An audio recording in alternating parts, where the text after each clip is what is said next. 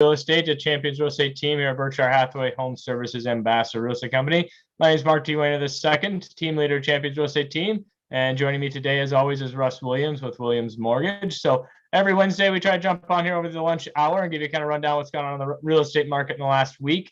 Jumping on just a little bit early today. Wife's got the day off, so we're going to kind of run back, go out and run some errands. So just want to jump on here like I always do every Wednesday. So we'll jump straight into kind of the market, and not too much as it pulls up here for you guys. So not too much has changed. Obviously with the holidays, hope everyone had a great holiday and traveled safe and got back to where they were going, or if they're on their way back, hope you make us back safe. But new listings, 194, new contracts, 125. Sold homes, just under 340. So, this time of year, pretty nothing shocking or crazy going on as far as the market activity. So nothing really to be too concerned about in that manner. I mean, we'll kind of start seeing as people start putting away their holiday decorations, realizing, oh, they need a bigger place, or they, or they're going to start working from home this next year, or things of that sort, or however their daily lives are changing. Still amongst the COVID aspect of it, but that's when we start getting phone calls of, hey, Mark, should we look at selling our house? Should we stay where we're at? And we're happy to get a game plan for you moving forward in that aspect of it. So that's what we're here for. So we'll take a look at kind of 30,000 foot view here. So big picture, Omaha Lincoln MLS, just under 1,400 active homes on the market. I did take out the no-show listings, basically the ones that aren't ready to be seen yet, but excuse me, bringing that down a little farther into the Douglas-Sarpy County area. So we got 686 homes. Existing homes out of that 286 is 288.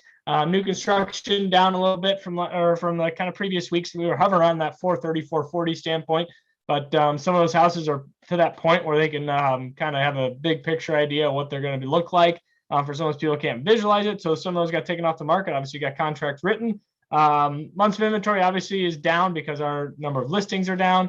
Our average sold price hasn't really changed too much in the last couple months, so right around that 290, 293 standpoint. But year to date, or from last year, is just up just about 10%, a little bit over 10 to 11% increase from your average sale price or sold price there.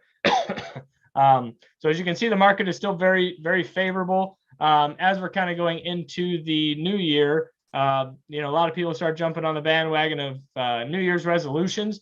So as far as from a aspect from a real estate standpoint or a home ownership standpoint, what are some of your New Year's resolutions, whether if you're in a home or if you're looking to buy a home, to sell your home? There's obviously those three different categories. If you're looking to buy a home, first and foremost, get the valued information that you need to make those educated decisions. Whether that's here at the Champions Real Estate team from the real estate standpoint or from the mortgage standpoint with Russ Williams, know what you're getting into, know a plan to, whether that's in 6 months, a year, by the springtime, how can we do that? How can we set you up to, become a homeowner? And I think that's the biggest thing.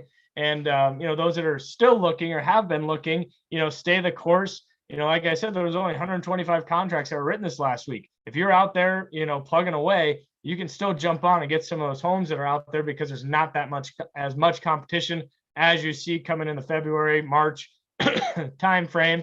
Trying to get a house under contract before the kids get out of school and things of that sort, and they get into that house potentially by the time the kids get into school, or if you're downsizing, there's all different phases of life when you're going to be buying and selling real estate.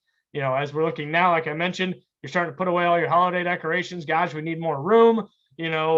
Families growing, whatever it is. What can we do to get our house ready to sell? Vice versa. And even to buy. So that's stuff that we can obviously help you out with. So those New Year's resolutions.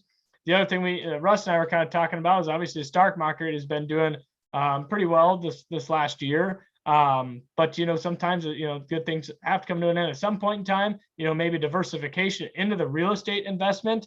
If you want to get $100,000 asset, you can buy it for $30,000, basically a 30%, 25 to 30% down on a real estate investment. So it's just simple math, $100,000 house, $25,000, up front, and that rent could be cash flowing you $200, $300 return monthly on that asset, plus you're appreciating. Whereas if you're going to buy stocks, bonds, mutual funds, you want $100,000 of, let's say, Apple stock, Facebook, whatever the company is, you got to put in $100,000, to buy that stock at that time, depending on what the stock price is, which it can go up and can go down. Same thing with real estate, can go up, can go down, but you have the appreciation side of it. You have the tax benefits of real estate. So if you're, putting in new windows, that can be a tax, savings to you by improving that asset, which is also helping that value a little bit as well. So, but yeah, let's take a look at, Russ is kind of usually on top of what's going on in the mortgage industry, kind of get his thoughts on, as we go into the new year, as we kind of get into the, start getting into the buyer craze, as we move into spring. I think we're just kind of getting the full swing of winter right now. Obviously it's a little chillier outside than it has been, but, so Russ, how you seeing the market from, the mortgage side? Mortgage rates have been holding relatively steady since the end of September. And we anticipate that may last for a little while longer. But the big question mark, as we talked about last week, is just how long Omicron and COVID are going to be the front page of all the news stories. We've talked about for many weeks that the Federal Reserve Bank is tapering, which means they're reducing their purchase of bonds, whether it be treasury bonds or mortgage bonds, or they're increasing the speed at which they're selling off their balance sheet, so to speak. And so at some point in time, we're going to start to see interest rates rise as a result of that. The Fed's already telegraphed that they want to make 3 short-term changes in 2023 to increase short-term rates to try to slow down the inflation that so many of us are experiencing as we go to the stores.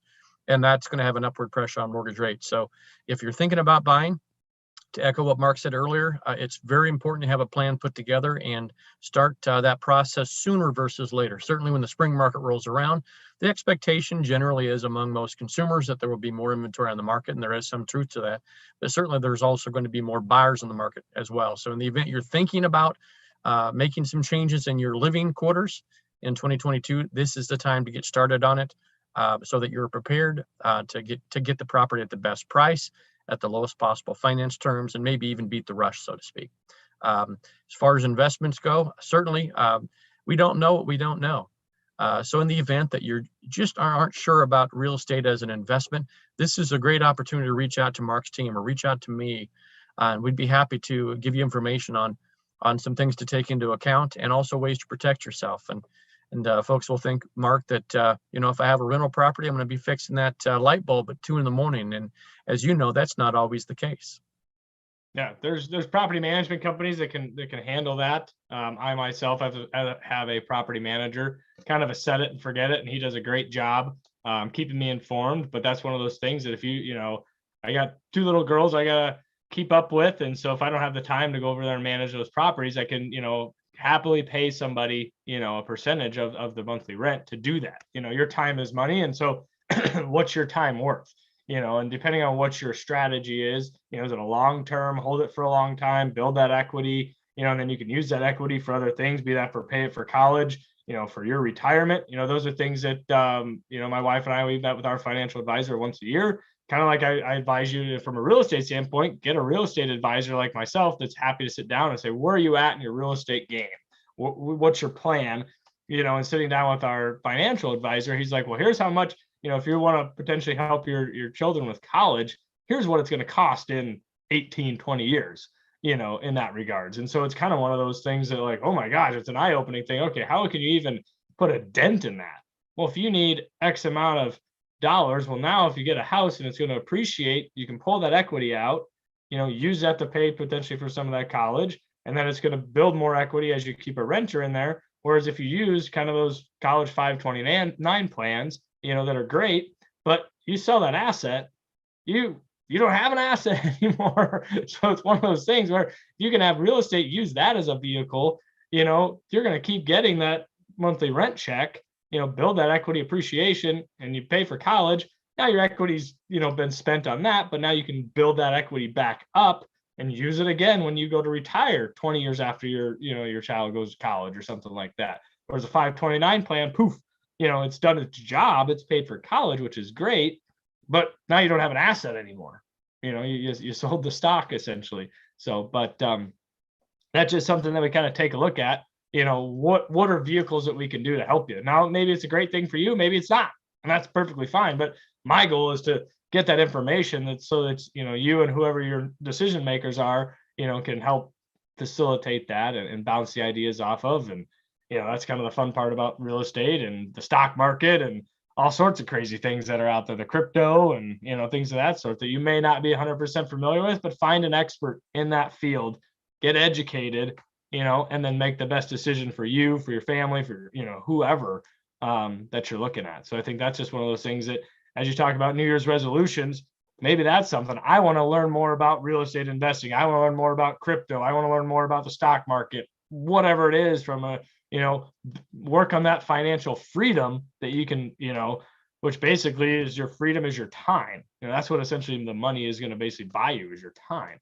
That's our most valuable asset as we go through life, is your time. Whether it's spending time with your family, your hobbies, whatever that be, that you like doing. So how can we get out of the rat race of plugging and chugging at the 9-to-5 job? So, but they talk about the side hustles and things of that sort that you can get into. So maybe that's a New Year's resolution. Find a side hustle this year that you can get to, that maybe that side hustle gets you into your first house or gets you your first investment property, and then that side hustle's building, and now you got something else building. You got your equity in your investment or equity in your first house, and it just starts snowballing, and then it's kind of fun. So, but anyways, I could sit here and talk all day about it, but do you have anything else, Russ?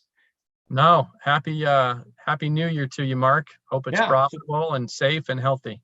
Yeah. And appreciate everyone listening to us this over the 2021. Hopefully this is some valuable information that's kind of kept you educated throughout the entire year, and we'll plan to continue it. Like I said, if you have topics or anything else, questions that you have, feel free to reach out to us. My number is 402-672-7670. Russ, up at the top, on the top of the screen here, is 402-290-8936.